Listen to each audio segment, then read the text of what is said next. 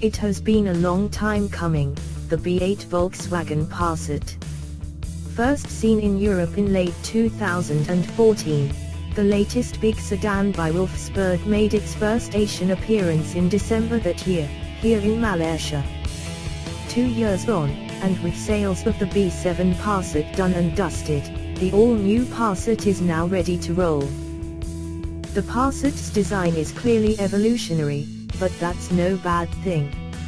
Instead, the lack of adventure in the appearance is a sign of confidence.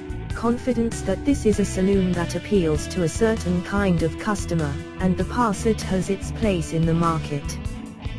The Passat appeared massive when I first laid eyes on it, but upon checking the spec sheet, the B8, at 4,767mm, is actually 2mm shorter than the old car.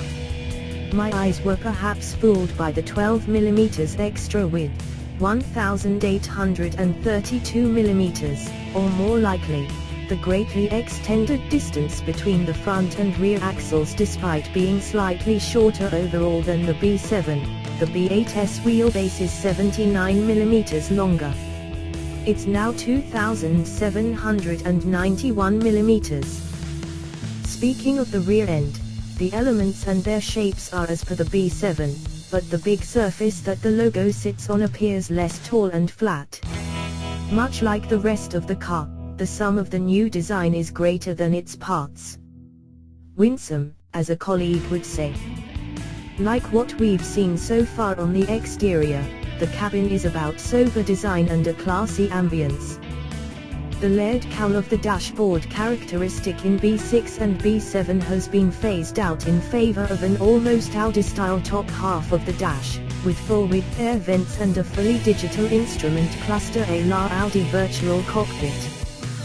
The two Passat cabins inadvertently served as an object lesson on the importance of trim in a cabin ambience, and the 2.0 wood forward/gloss black combo suits the model's premium aspirations much better. The analog clock, a Passat signature, is a neat touch, ditto the frameless rear view mirror, which this writer first encountered in the B9 Audi A4. In normal driving, the Passat is plush and comfortable, although not as serene as the best of the Japanese D sedans, which is normal for a European car. Ride comfort on the 1.8 liters, which does not come with active dampers, is forgiving even on scarred tarmac. We made a dash up the island's Gugrea Peak in the 2.0 liters and turned on DCC's sport mode for the twisties. The roads up the hill aren't very well maintained, and the suspension did get a little firm and noisy along the rough stretches, but it's not so much an issue when you're bombing along. It's not that disruptive.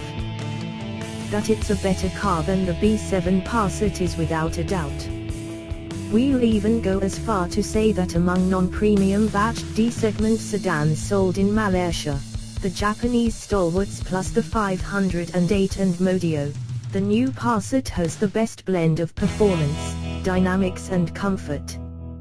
But whether it is the best buy in the class will depend on the buyer's priorities.